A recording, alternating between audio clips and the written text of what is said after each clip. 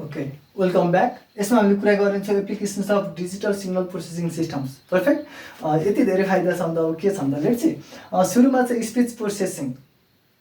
Speech processing मतलब हाम्रो स्पिचलाई चाहिँ प्रोसेस गर्ने विभिन्न स्पिच रिकग्निसन सिस्टमहरू, स्पिच रिकग्निसन गर्नु पर्यो, स्पिच इन्हान्समेन्ट गर्नु पर्यो। मैले अघि नै भनिहालेँ, काइला बाको स्वर एकदम दामी बनाउनको लागि हामीले जे काम गर्छौँ, धेरै काम गर्छौँ, भोइस एडिटिङको काम गर्छौँ। त्यस्तै नै स्पिच एनालाइसिस, अनि यो स्पिच रिकग्निसनका कुराहरू। स्पिच अहिले मैले बोलेँ भने फेरि त्यहाँ गुगल खोलिहाल्छ, अहिले त नेट अफ छ क्यारे, त्यही पनि खोलिदिन्छ सायद।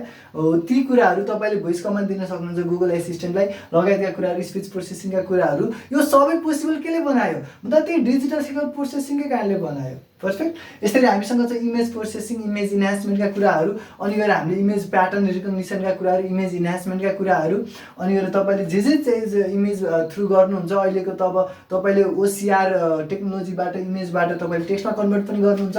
यसमा पनि स्पिच उसमा text to speech conversion, speech to text conversion, यी सबै कुराहरू स्पिच प्रोसेसिङमा पऱ्यो भने इमेज टु टेक्स्ट कन्भर्जन जुन हामीले गर्छौँ, इमेजबाट स्क्यान गरेर हामीले टेक्स्ट कपी गर्न मिल्ने टेक्स्टहरू जुन गर्छौँ, त्यो सबै कुराहरू पनि डिजिटल सिग्नल प्रोसेसिङकै कारणले गर्दाखेरि पोसिबल भएका हुन्। यसरी टेलिकम्युनिकेसनमा data communication, you are watching me on YouTube मतलब तपाईँले मलाई त्यहाँबाट हेर्दै हुनुहुन्छ, त्यो पनि जुन यो सबै प्रोसेसहरूको लागि जुन पोसिबिलिटी बनाएको छ यसकै एप्लिकेसनले बनाएको छ।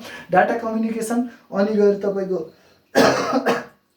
तपाईँले डिरेक्ट भिडियो कल गर्नुहुन्छ, रियल टाइम डाटा एनालाइसिसको लागि गर्नुहुन्छ, ती सबै कुराहरू पनि के भयो त टेलिकम्युनिकेसनका लागि भयो। सेलुलर फोनको कुराहरू भयो, ती सबै कुराहरू पनि यसकै कुरा हो। अर्को भने मिलिटरी डिफेन्स, होइन हान्नु पऱ्यो, अनि गएर तपाईँको सोनार एनालाइसिस गर्नु पऱ्यो, अनि गएर ऱ्याडर एनालाइसिसहरू गर्नु पऱ्यो, मिलिटरी डिफेन्सका अरू धेरै कुराहरू गर्नु पऱ्यो। ती सबै कुराहरूमा डिजिटल सिग्नल प्रोसेसिङले हेल्प गरेको छ। यस्तै गरी अरू धेरै एप्लिकेसनहरू छन् जुन चाहिँ तपाईँको हामीले नै पनि युज गर्दै गरेका सम्पूर्ण कुराहरू, सोसियल मिडियाको यति धेरै कुराहरू आउनुमा डिजिटल सिग्नल भनिन्छ। डिजिटल सिग्नल प्रोसेसिङको जमाना चाहिँ न्युटन र गसदेखि लिएर आजको हाम्रो जमानासम्म चाहिँ टिकिरहेको छ। मतलब यति धेरै एडभान्समेन्टमा आइपुगेको छ त्यो चिजले गर्दाखेरि, किनभने यसका एप्लिकेसनहरू अझ बढ्दो मात्रामा छन्। पर्फेक्ट। यसरी अझ सबै क्षेत्रहरूमा अझ यही क्षेत्रको पनि अझ सब फिल्डहरूमा पनि यसका एप्लिकेसनहरू छन्,